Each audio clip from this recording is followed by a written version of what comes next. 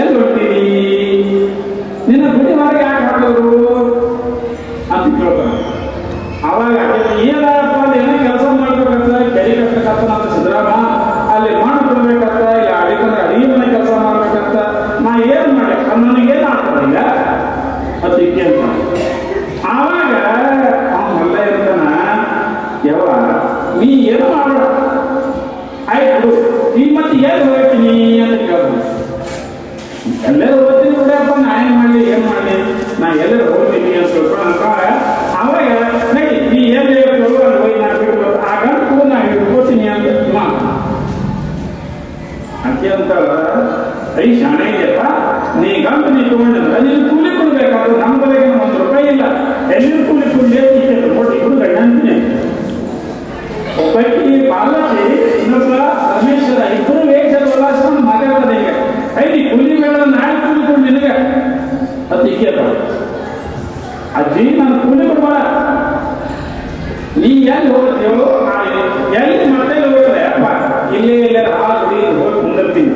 ಯಾಕೆ ಈ ಸಿದ್ದರಾಮನ ಜಂಜಾಟೇ ಬೇಡ, ನೀವು ಅಡಿಗೆ ಮಾಡೋದು ಮಣ್ಣು ಹೋಗೋತನ ಹೊಟ್ಟು ಬಿಟ್ಟು ಹೋಗೋ ನೀವು. ಹಾಗಾದ್ರೆ ನಡಿಯತ್ತಿ ನಾನು ಬರ್ತೀನಿ ನನ್ನ ಸಂಗಟ. ಈ ಗಂಟ ನಾನು ಕೂಲಿ ಏನು ಕೊಡ್ಬೇಡ, ನನಗೆ ದೋಷ ಮಾಡಿಕೊಡು ಸಾಕು. ಯಾರು ಮಲ್ಲ ನಡಿ ನಾವು ಇಬ್ಬರು ಹೋಗೋಣ, ಇರೋದು ಬೇಡ. ಯಾಕಂದ್ರೆ ಇನ್ನೇ ನಿಂತೀವಿ ಅಂದ್ರೆ ಮತ್ತವ್ರು ಯಾರು ನಾವು ಹಿಡ್ಕೊಂಡ್ಬೋದಾರು.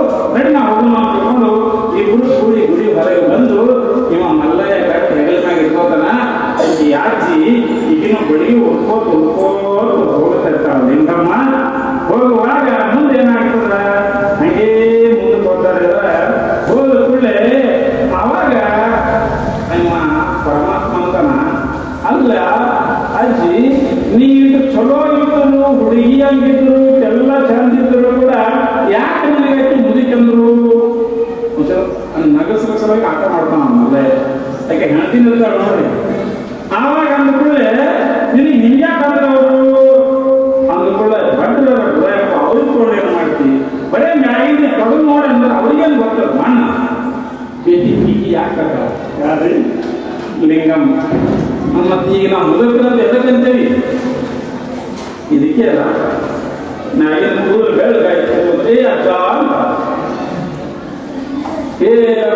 ಅಂತ. ಈಗ ನಮ್ಗೆ ಯಾರು ಈಗ ನಮ್ಮ ಆಟೋದಾಗ ಎಲ್ಲ ಹೋಗ್ಬೇಕು, ಏ ಅಜ್ಜ ಎಲ್ಲಿ ಹೋಗ್ತಿ ನನಗೆ ಕೇಳಕ್ಕೆ ಆಯ್ತಪ್ಪ ನಾನು ಇಂಥ ಹೋಗ್ತೀನಿ. ಯಾಕಂದ್ರೆ ಇವೆಲ್ಲ ಬೆಳಗಾಗಿರ್ತಾವ. ಆಯ್ತು ಈಗ ನಮ್ಮ ಅಜ್ಜ ಆಯ್ತು ನಡಿಯಪ್ಪ ನಡಿ ಏನು ಹಾಗೆ ಇನ್ನೂ ಕೂಡ ಏನೇ ಕೇಳ್ತಾ ಇದಾರ ನ್ಯಾಯದ ನೋಡಕ ಉತ್ತಮ ಏನು ಬರ್ತದ ಆತ್ಮ ಮೂಲಕಾಗಿಲ್ಲ ಬಿಡೋದ ಸುಮ್ಮ ಅಂತ ನಡಿ ಅಂತ ತಿಳ್ಕೊಂಡು ಹೋಗಿ ತಿಳ್ಕೊಂಡು ಹೋಗ್ತಿರ್ತಾರ. ಹೋಗಿ ಅವಾಗ ಹಾಗೆ ನೋಡ್ಕೊಂಡು ಹೋಗ್ತಾರ. ಒಂದು ಗುಡಿ ಇರ್ತದ, ಹಾಲ ಗುಡಿ ಊರ ಹೊರಗೆ, ಸೊಲ್ಲಾಪುರದ ಊರ ಹೊರಗೆ ಹಾಲ ಗುಡಿ ಇರ್ತದ. ಆ ಗುಡಿ ಸಮೀಪ ಹೋಗ್ತಾರ. ಹೋಗಿ ಅಜ್ಜಿ ನನಗೆ ಭಾಳ ಹಸಿವಾಗ್ಯದ, ಮೊದಲು ನೀ ದೋಷ ಮಾಡಿಕೊಡು ನನಗೆ ಮಲ್ಲೇ ಹೇಳ್ತೀನಿ. ಏಯಪ್ಪ ಏನು ಹೊಟ್ಟೆ ಪಡ್ಕೊತೀನಿ, ನಾನು ಈಗ ನಾನು ಬಂದೀನಿ, ಇನ್ನ ಗುಡಿ ಮುಟ್ಬೇಕಂತ ರೆಡಿ ಮಾಡಿದಾರ, ಹೇಗೆ ಮಾಡ್ಬೇಕಂತೀನಿ ಅಂತ ಕೇಳ್ತಾರೆ. ಹಂಗೆ ಆಯ್ತು ಬರ್ತಾರ. ಅಲ್ಲಿಂದ ಗಂಟು ಇಳಿಸ್ತಾರ, ಈ ಕುಡ್ಕೊಂಡಿರ್ತಾರ.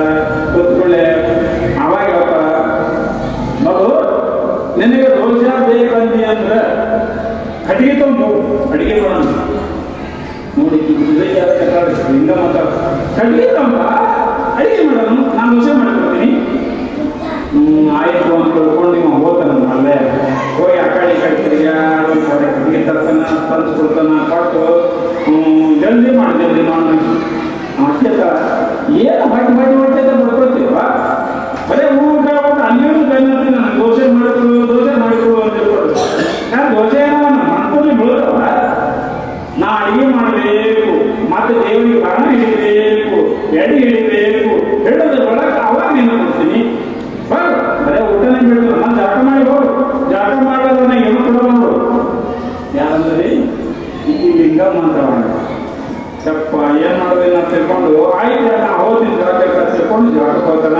ಈ ಕಡೆ ಲಿಂಗಮ್ಮ ಏನ್ ಮಾಡ್ತಾರ, ಅಜ್ಜಿ ರೂಪದಲ್ಲಿದ್ದಂತ ಲಿಂಗಮ್ಮ ಎಲ್ಲ ಅಡಿಗೆ ಮಾಡ್ತಾರ. ಅದೇನು ಜಗದ ಮಾತೆ ಅಂತ ಅಡಿಗೆ ಸಂಕಲ್ಪ ಮಾಡಿದ್ರೆ ನಾವು 5 ವರ್ಷ ತಯಾರಾಗ್ತದೆ. ಅವಕ್ಕೆ ನಮ್ಮಗೇನು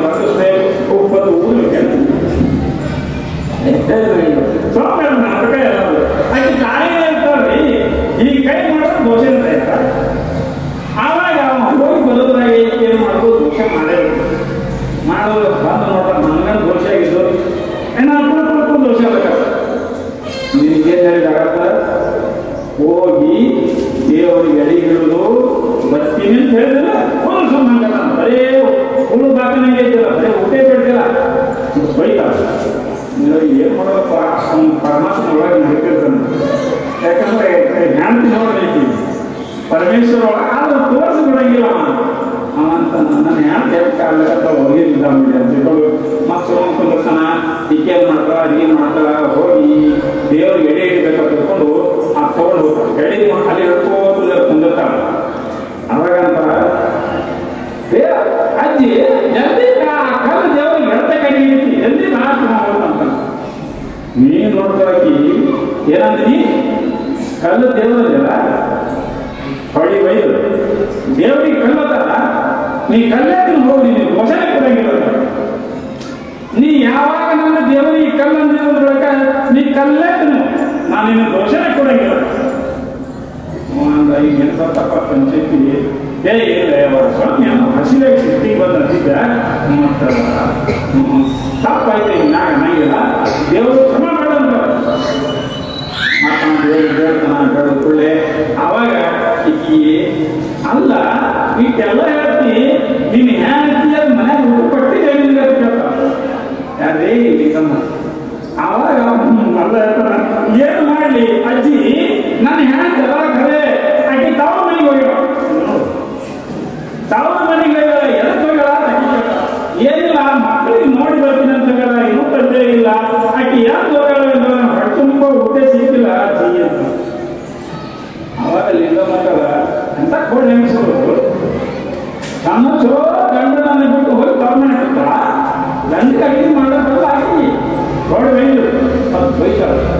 ಅವಾಗ ಅಂತಾರ, ಅಜ್ಜಿ ಬೈಬೇಡ ಅಜ್ಜಿ, ನಾನು ಹೆಂಗೆ ಕ್ಲಾಸ್ ಹೋದಾಗ ಮಕ್ಕಳಿಗೆ ಮಾತಾಡ್ಬೇಕು ಹೋಗ್ಯಾರ ಅಂದ್ರೆ ಈಗ ಊರಾಗ ಬಂದಾರಲ್ರಿ ಅವ್ರ ಮಕ್ಕಳು ನಾವೇ ಮಕ್ಕಳಿಗೆ ಮಾತಾಡ್ಸಕ್ಕೆ ಹೋಗ್ಯಾರ ಬರ್ತಾರ ಅಜ್ಜಿ, ಹಾಗೆ ನಾನು ಹೆಂಗೆ ಸುಮಾರಿಲ್ಲ ಅಂತ.